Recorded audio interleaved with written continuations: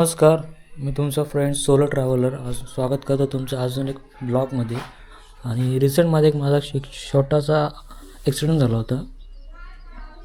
विषय काय आला होता, मी चाललो होतो मार्केटला आणि गाडी मी माझ्या स्पीडला चालवतो, ती 40च्या स्पीडला होती. आणि एक माणूस होता तो रस्त्यावरनी नॉर्मल त्यांनी टर्न मारत होता. तो पण मी रस्त्याच्या सेंटरमध्ये जो टर्न मारत होता आणि माझा लक्ष नाही गेला. शेवटच्या एंड पॉईंट माझं लक्ष गेलं आणि माझी गाडी त्याला जाऊन ठोकली.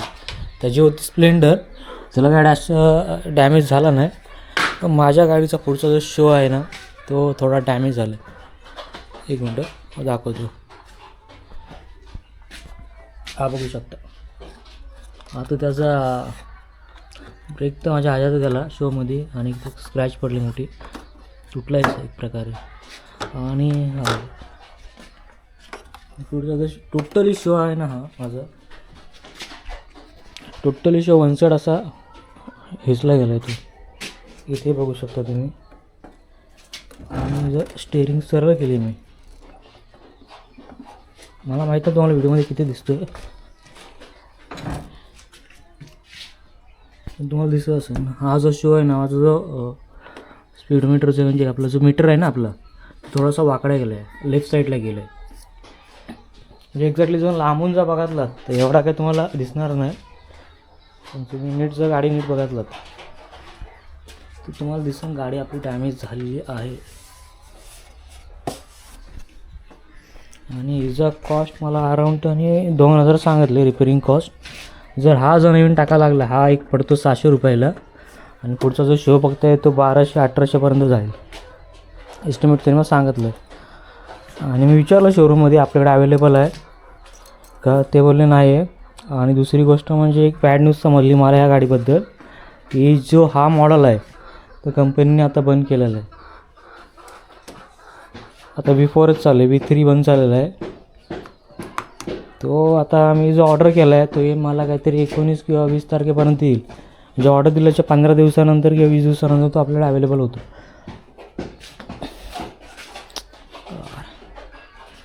सिरियसली गाडी चालवायची म्हणजे आता जवळपास आता मला तर रिक्स वाटते कधी कधी. यार माझी चुकी पण नव्हती, त्याने अचानक टर्न घेतला आणि त्या भाईने बाजूला बघितलं म्हणजे समोर आजूबाजूला गाडी येते का नाही. मी थोडीशी बघतो रिपेरिंग करून होते काय, कारण की मलाही गाडी जायचं फिरवायचं मलाही म्हणजे लोक काय बोलतील काय कसं आहे गाडी परत. लोक मोस्टली मलाच बोलवते तुझी चुकी आहे. बोललो माझी काय चुकी नाही सर काका, मी माझ्या लेनला गाडी होती, त्याने अचानक टर्न मारला, मला माझी गाडी त्याला हिट झाली. जो लोकांना असंच वाटतं आपण काही स्पोर्ट्स बाईक चालवतो, गाडी आपली काय 100च्या वरच असते.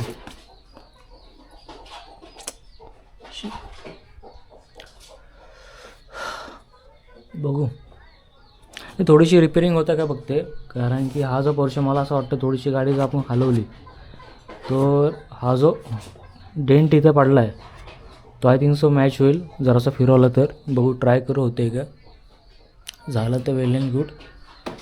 पण आपल्याला शो तर चेंज करायला लागणारच आहे, पण येईन तोपर्यंत इथं आय थिंक सो मी तर टेप पण मारू शकतो. थोडीशी टेप मारली, इथे एक पॅच मारला तर दिसणार नाही एवढा, म्हणजे थोडं लोकांना वाटतं तरी स्टिकर केलं आहे.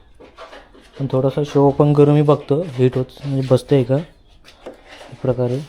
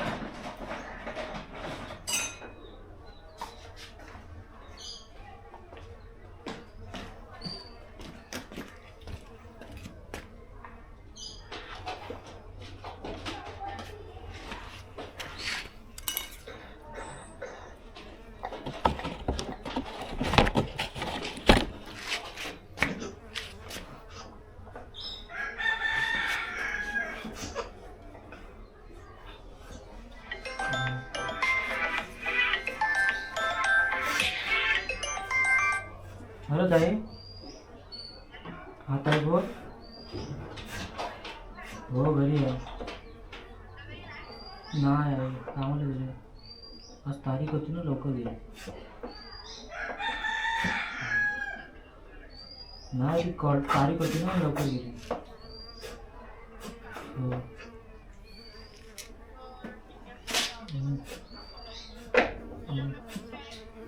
नाही पेमेंट नाही झालं.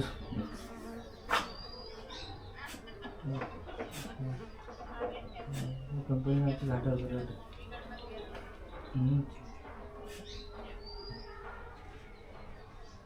बोल ना.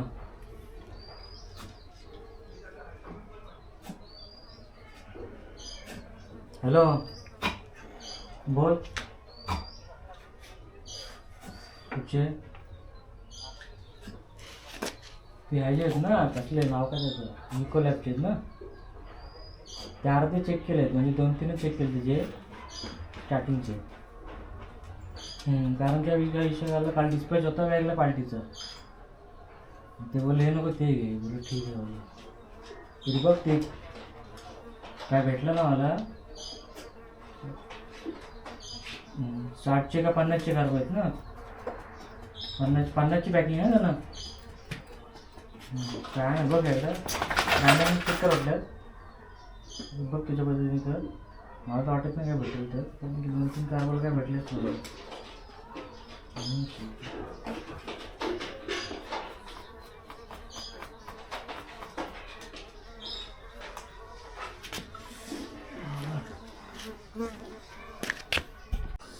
असे काय झालं नाही, मित्रांनो मी पूर्ण टोटली ओपन केली होती. पुढचा शो जरा ओपन केला होता.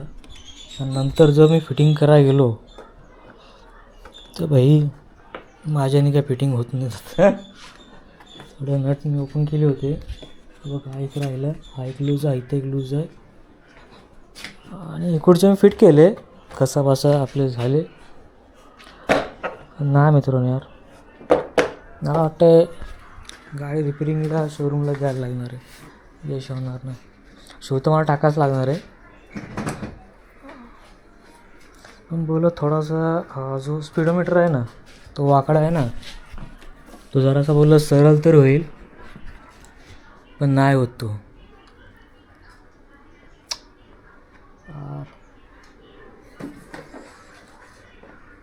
खूप वाईट वाटतं.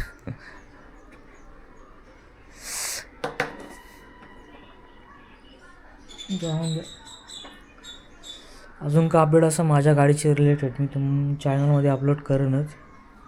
सध्या तरी माझी गाडी आता अशीच मला रन करायला लागणार आहे. गाडी चालते, विषय ना. गाडीचा फोकस पण बरोबरती जरासा लेफ्टला पडतो नॉर्मली, म्हणजे थोडासा वाकडा झाला आहे. कारण की शो जो फिरलेला आहे लेफ्टलाच तो फिरलेला आहे वन साईड, त्यामुळे त्याचा फोकस पण राईटलाच पडतो.